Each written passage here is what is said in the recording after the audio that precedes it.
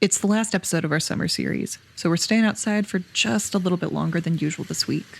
A note, there are 22 F-bombs in this week's episode, so maybe toss on your headphones and then come join us on the river.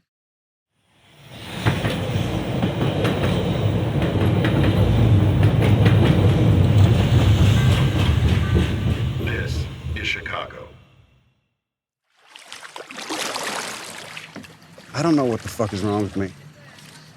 On the fucking YouTube channel, someone compliments me and I just ignore it, and someone leaves a shitty comment. I don't do this anymore, but I used to be really bad, and I'm on it like fly to shit. I'm like, let's go. Fuck you, you know? I got into it in December with these kids. Some guy I'd never met before. It's okay for people to not like me or like what I do.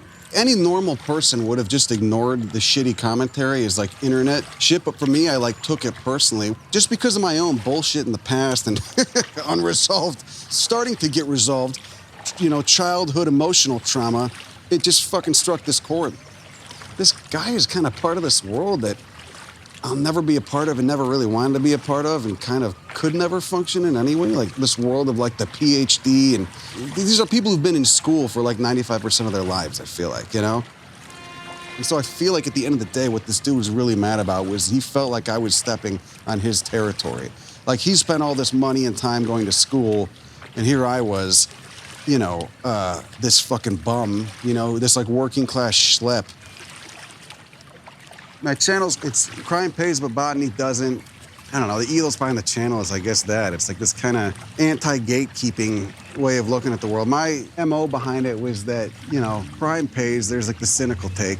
Botany doesn't. I mean, the society doesn't really respect science. A lot of people who do botany for work have trouble finding a way to make it pay. But you know what? It's still fun to do. Do it anyway. Do it, you know, fund your passion with crime or a decent blue-collar job, whatever, and make time for this other shit because it's so philosophically rewarding on the side, which is basically what I did. Yeah, I got arrested by these cops once and for breaking into a building. We were just fucking around in the building. We weren't like trying to, it was an abandoned building, you know? And these cops arrested us, but they kind of liked us too. Like they kind of realized we weren't really doing anything. We were harmless. When we were getting booked, the cops were like, gave us a couple candies like that they had. They're like, you want some candies? We're like, yeah, sure. And they're like, don't thank me, it's shitty candy, you know? And I was like, that's like such a perfect, it's like this trying to be nice, but at the same time, like everything sucks and I'm just gonna be real about it. There's something to be said about transcending darkness with humor and lightheartedness, while at the time not lying about what it really is, you know? Like not pretending that it's something better than what you got, you know? This is a fucked up place, man. I mean, I love it, but let's be real, you know? Like, there's like a few constant themes, like this delusional sense of injustice, you know? Like this delusional sense of paranoia that like everyone's out to fuck you or scam you, or, which in a lot of cases is true. It's like, I mean, it's just a general zeitgeist that might not be personalized towards you or towards the self, but it's just a general, you know, sense of reality here. You know, and this kind of like settling for the innate toxicity of, you know, either figurative or literal, the innate figurative or literal toxicity of certain places. I grew up in LaGrange. I grew up in the suburbs, which I think was good because, I mean, anywhere you grow up in the tri-state region is going to traumatize you, I feel like, but especially in the suburbs. I didn't grow up in the really bad suburbs. Like where I lived, it was still walkable, but I think like the northwest suburbs epitomize like the fucking hopelessness and despair of, culturally speaking, of the suburbs. Like I could speak hatred. I have like orgiastic hatred for that kind of landscape because it's so terrible. It disconnects people and it's so bad for the health. Near where I grew up, there was a little parcel of prairie that was left, you know? And I started reading about that, and I started reading about like, you know, the native people who lived here who were just forced by the way they lived to kind of like form a relationship with the plants and the land here. And I was like, this is fucking cool. This feels really good. I'm gonna keep following this, you know? And that's how I got, and then I started thinking about relatives of these plants and other ecosystems, other continents, and just getting more fucking going down this taxonomy wormhole and learning about evolution. And it just felt so good. And it was it just like drew me out of this depressing myopic human world that I grew up in, you know, with no awareness of the outside world. And it felt really good. And so I want other people to be able to experience that too. This stuff saved me from being a lot more angry of a person and outwardly hostile of a person too. I used to walk around with this bag of resentment and anger, like, fuck you, fuck this. fuck everyone, everyone's a dick.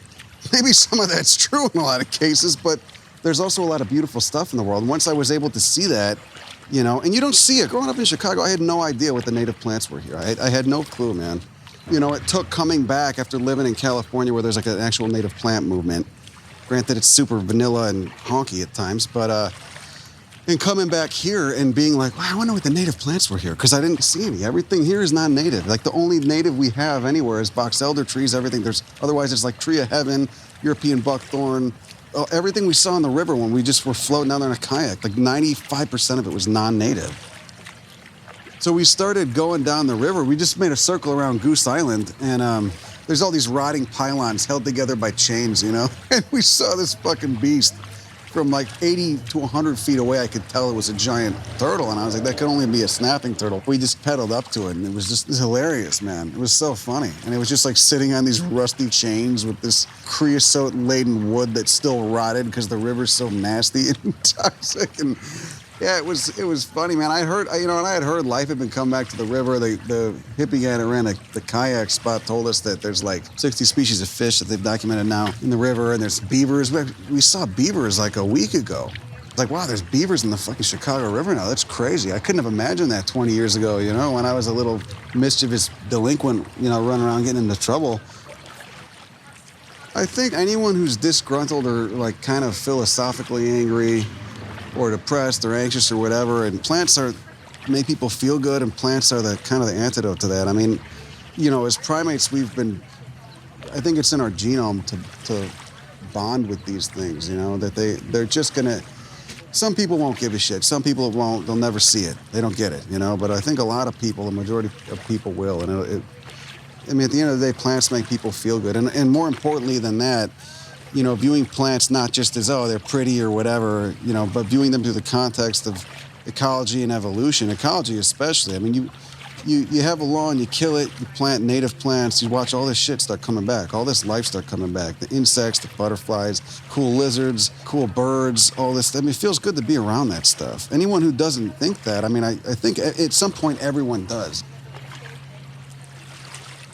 What really bums me out is that, we have so many people, especially Chicago or whatever big city, have no idea about what was here only 100, 200, 300 years ago, and got wiped out by this, what we're living under now, And so we're not going to get rid of what we're living under now, obviously. It's a fucking pipe dream, whatever. Let things be as they may. Maybe the comet will come fucking shake things up for us. But, what you can do is start bringing this stuff back. And then once it's one of those if you build it, they will come scenarios. You bring this stuff back, all the other shit starts coming back. Like the fucking beavers in the Chicago River, or the giant snapping turtles, or the birds, or the fucking monarchs. I saw a monarch outside of Garfield Park Conservatory the other day. For too long, this stuff has been seen as this kind of like corny, wholesome, super vanilla, acoustic guitar music in the background shit, and that's not what it is. This is part of who we are as a species. This is what defines us. We evolved with this stuff. We need to be around it. And so if we keep turning this city, country, continent, planet into a smoldering ashtray, the answer isn't to send people to fucking Mars. Maybe that's cool on its own merits for, science, but that's not the answer here. The answer right in front of us is restoring what we have and not fucking it into a coma in the first place. So that's what I hope people take away, You don't need to go for a PhD to appreciate this stuff.